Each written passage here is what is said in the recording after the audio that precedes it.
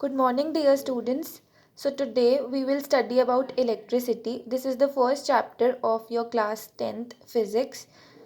So, basically, electricity is the study of charges. There can be two types of charges. First is positive, and second is negative.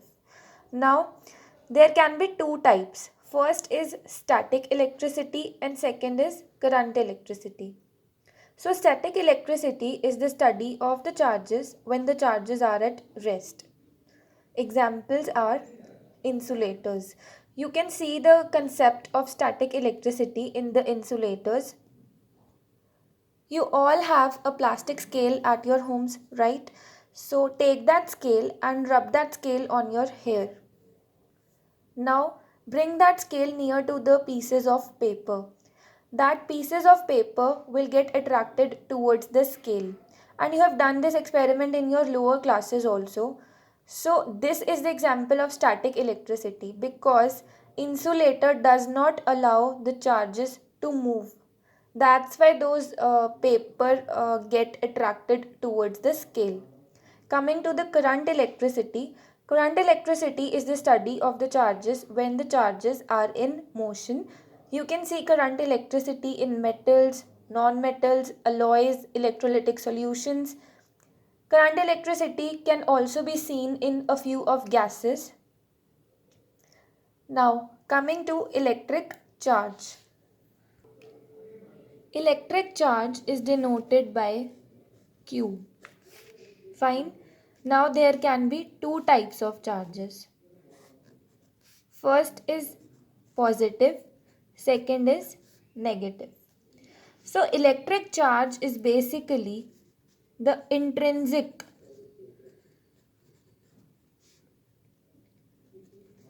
property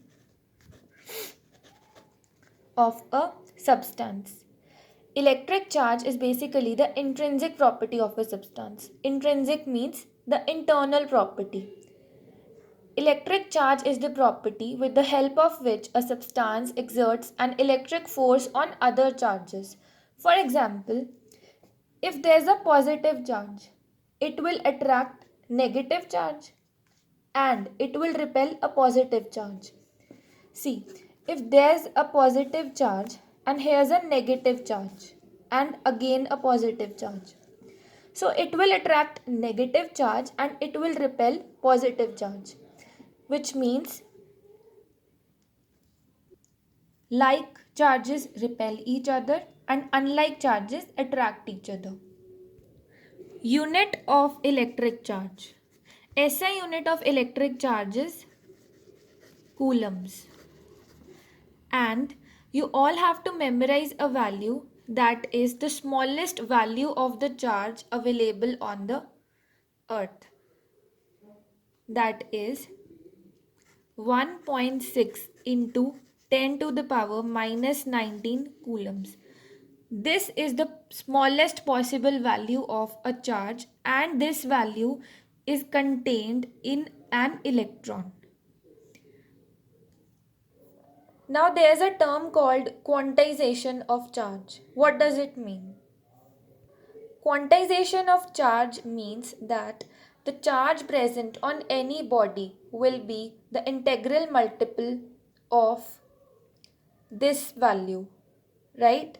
So if any body can have the value of the charge equal to the integral multiple, which means 2 into this value or 3 into this value or 4 into this value and so on. Now I have already told you that metals can conduct electricity. So what is the reason behind it? Why can't non-metals conduct electricity? There must be some reason behind it. So coming back to the question, why do metals conduct electricity?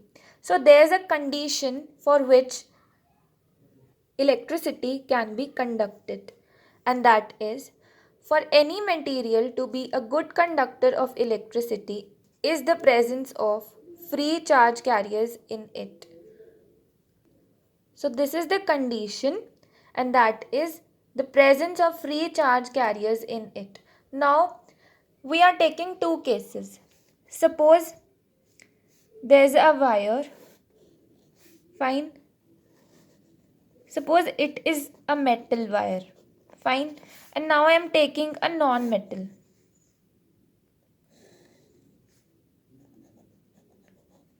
Fine.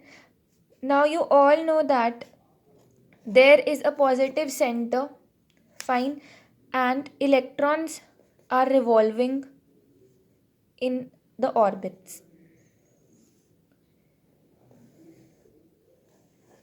Similarly for non-metal, these are the electronic orbits of a non-metal. Now there are electrons that are revolving in these orbits, and same is the case with non-metal. Now as you can see that the influence of the positive charge on the outermost electron in this case will be less. Why? Because this distance, let it be d1, and in this case let the distance be d2. Here you can see that d1 is greater than d2. Now you know that force is inversely proportional to the square of the distance between the charges, right? You have studied it in 9th standard. Now, the influence of this positive charge on the outermost electron in the case of metal will be less according to this law, and it will be more on this electron according to this law again, which is why it is easier for the electron present in the metal to be removed from the outermost shell than in the case of non-metal. That is why metals contain free charge carriers, and which is why metals can conduct electricity. Now the next parameter is current, and it is denoted by I. Now what is the definition of current? It is the rate of flow, it is the ray of flow of charge. Fine. Now when the rate word comes in the definition, what does it mean? See, you have studied the definition of speed. What is the definition of speed? It is the rate of change of position of an object. So what is the formula for speed? Speed is equal to the distance covered by object per unit time, right? So here the word comes for the charge, rate of flow of charge. So what will be the formula for current? We denote charge by Q and time by T, right? So rate of flow of charge means it is basically the speed with which the charges are flowing in a wire or in a circuit. Fine. Now I have already told you that there are some free electrons present in metals. Fine. Now these electrons, suppose I am taking a wire again, and this is a metallic wire. Now there are some free electrons, right, present in it. There can be atoms also. Suppose this is a silver wire, so there will be silver atoms in it and some free electrons. These electrons are embedded randomly in this wire. Now we need to have some defined direction in which these electrons will flow, because the flow of electrons will lead to current only, right? So since these electrons are embedded in it, we need to have some proper direction, right? So we'll connect this wire to a cell. So basically cell is represented like this in a chemical circuit. This is positive terminal, this is negative terminal, right? But this is a cell that I have drawn to explain you the working. Just the basic functioning I'll explain you. See, so the cell comprises of two chemicals, chemical 1 and chemical 2. Between the two chemicals, chemical 1 and chemical 2, a redox reaction will take place. You all have studied the redox reaction in chemistry. So the exchange of electrons will take place. Electrons from chemical 1 will be shifted towards chemical 2, right?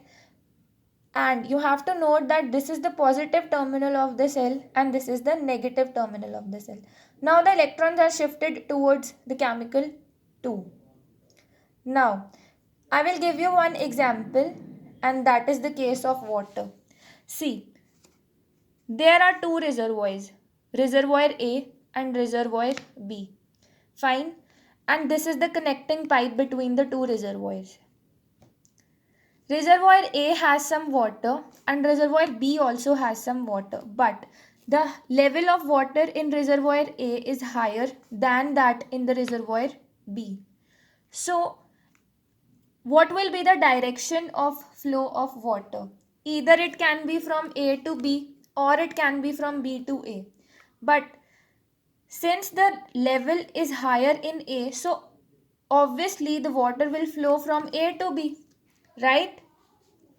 So based on this example, it's very easy for you all to understand the direction in which the electrons will move.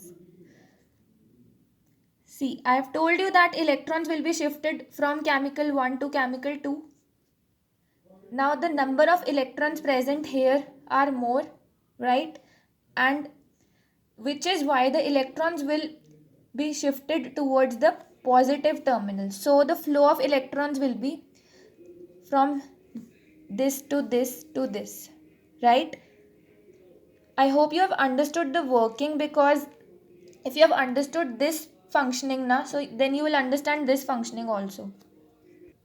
I'm going to repeat it. Since the number of electrons present here is more than here, which is why the electrons will travel from negative to positive terminal. But when the concept of electricity was discovered, electrons were not known to the scientists, right? Only positive charges were known to the scientists, but electrons are negatively charged. I have proved the direction of the electron, that is from negative to positive terminal. But the direction of current is from positive terminal to the negative terminal of the battery. And the reason is that when electricity was discovered, electrons were not known to the scientists, and therefore the direction of the current was taken to be from positive to negative terminal conventionally. Given the tendency of any object to fall to the lower level, that is why the direction of the current was taken to be from positive to negative terminal. So that's it for today. I will send you the part 2 of the video